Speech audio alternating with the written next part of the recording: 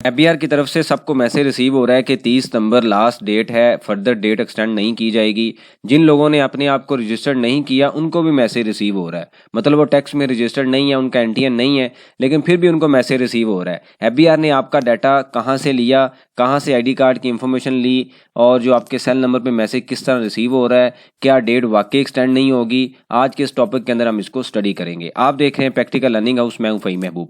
वापस आते हैं टॉपिक के ऊपर। ये मैंने आपके सामने एक मैसेज शो किया है कि 20 सितंबर 2022 को एक मैसेज रिसीव होता है, सेम वही मैसेज जो इस साल रिसीव हुआ है कि आपकी जो डेट है उसको एक्सटेंड नहीं किया जाएगा, 30 से पहले पहले फाइल कर लें।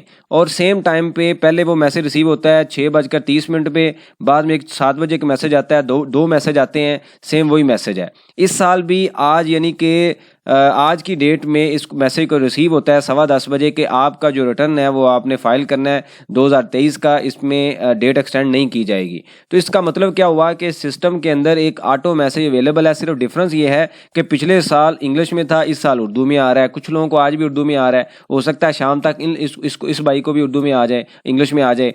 बहरहाल ये स्पेसिमेन आपके सामने इस वजह से शेयर किया है कि सिस्टम के अंदर एक ऑटो मैसेज है, उसको रन कर दिया जाता है एज ए रिमाइंडर। एफबीआर की तरफ से एक रिमाइंडर आता है कि भाई डेडलाइन है इसकी 30 सितंबर, आप रिटर्न फाइल कर लें, एक्सटेंड नहीं होगी। इससे पहले जो मैंने लेक्चर बनाया उसमें मैंने आपको फुल प्रूफ एविडेंस के साथ बताया कि पिछले साल तकरीबन 30 नवंबर तक डेट एक्सटेंड की गई थी, यानी कि 2022 की जो टैक्स रिटर्न थी 21-22 की, उसको 30 नवंबर तक एक्सटेंड किया गया था। तो इसका मतलब ये हुआ कि ये मैसेज एक रिमाइंडर है, हम 30 सितंबर तक अगर इजीली रिटर्न फाइल कर सकते हैं तो हम कर लें। अदरवाइज 200% कंफर्म न्यूज़ है कि जो इसके ऊपर एक्सटेंशन आएगी आप बिल्कुल रिलैक्स हो जाएं। उसकी दो लॉजिकल रीजंस हैं, मैंने लास्ट लेक्चर में भी बताया था कि भाई रिटर्न का फॉर्म अभी तक तो अपडेट हुआ नहीं, 7E अभी तक अपडेट नहीं है, प्रॉपर्टी की इंफॉर्मेशन अभी तक सही तरीके से कई रीजन में ऐड नहीं हो रही, इसके ऊपर डिफरेंट केसेस चल रहे हैं।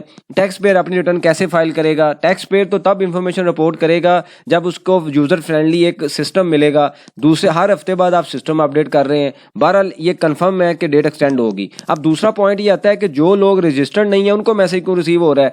तो मैं इसमें मेरा जो एनालिसिस है वो 2 पॉइंट है। एक है पॉइंट ऑफ सेल, कि पॉइंट ऑफ सेल आज से 2 साल पहले इंट्रोड्यूस किया गया, जिसके अंदर एफबीआर ने कहा कि भाई अगर आप जो भी इनवाइस लेंगे वो आपने स्कैन करना है और एफबीआर में रिपोर्ट कर देना है, तो आपको कुरानंदाजी के थ्रू आपको इनाम मिलेगा, जो कि एफबीआर देता भी रहा है। तकरीबन 60 मिलियन वो मंथली देते रहे हैं, डिफरेंट लोगों को 50,000 मिलता रहा, 10 लाख मिलता रहा, 5 लाख मिलता रहा। अब इसका मतलब ये हुआ कि उन लोगों का सारा डाटा एफबीआर के पास चला गया, उनका आईडी कार्ड नंबर चला गया, उनका सेल नंबर चला गया, क्योंकि जब आप इनवाइस लेते हैं डिफरेंट पॉइंट ऑफ सेल पे, डिफरेंट स्टोर्स पे, तो आप सेल नंबर भी लिखते हैं। तो उन्होंने अब आपको उस आईडी कार्ड की बेस पे आपको मैसेज भेजना शुरू हो गए हैं कि भाई अगर आप रजिस्टर्ड हैं या नहीं है आप फाइल करें। मेरे एक जानने वाले हैं, उनकी 70-80 साल उम्र है, उन्होंने आज तक रिटर्न फाइल नहीं की, उनको भी मैसेज रिसीव हो रहे हैं कि भाईजान आप रिटर्न फाइल करें। हालांकि वो बबूज सेविंग सर्टिफिकेट और इस तरह के सर्टिफिकेट रखते हैं, लेकिन आज उनकी मुझे कॉल आई कि जिस तरीके से मैसेज आया कि आप अपनी रिटर्न जो है वो पिछली मैंने नहीं फाइल की, तो क्या मुझे करनी चाहिए या नहीं करनी चाहिए। उनको मैसेज कैसे मिला? वो इंफॉर्मेशन डाटा उन्होंने कलेक्ट किया, डाटा आपका लिया और उसके बाद उसको आप यूज़ कर रहे हैं। दूसरा पॉइंट था कि आपको याद होगा आज से 2-3 साल पहले CNSE की रिक्वायरमेंट थी कि 50,000 से ऊपर कोई भी इनवाइस लेंगे तो उस पर आपको आईडी कार्ड देना है। तो वहाँ का जो डाटा है वो भी उनके पास जा चुका है और उस वजह से सारी अच्छा, उसके बाद उन्होंने टेलीकम्युनिकेशन से आपके आईडी कार्ड के अगेंस्ट जो नंबर एक्टिव होंगे उनका डाटा लिया होगा, उसके बाद आप उनको सबको मैसेज भेजना शुरू हो गए। इससे पहले मैंने एक लेक्चर बनाया था जिसमें हमने डिस्कस किया था कि एफबीआर ने एक्शन लेना है या उनका एक पैनल बन चुका है, एक्शन पैनल, कि जिन लोगों ने अपने बैंक अकाउंट टैक्स में डिक्लेयर नहीं किए, 2-3 अकाउंट है और एक ही डिक्लेयर किया हुआ है, बिजनेस की बात की उन्होंने कि बिजनेस इंडिविजुअल की, उनके ऊपर हम एक्शन लेंगे और 1 लाख तक मिनिमम पेनल्टी होगी। तो वो इन्फॉर्मेशन कहाँ से आएगी? वो भी ऐसे ही आएगी, एफबीआर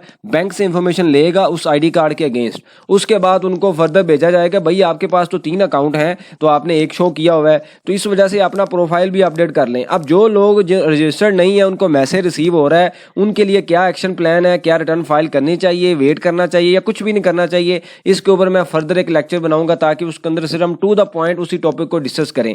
इससे रिलेटेड कोई आपके पास लेटेस्ट इंफॉर्मेशन हो आप मेंशन कीजिए, उसके ऊपर हम डिस्कशन करेंगे ताकि जो लर्निंग का प्रोसेस है ये कंटिन्यू रहे। थैंक यू वेरी मच, जज़ाकल्लाह।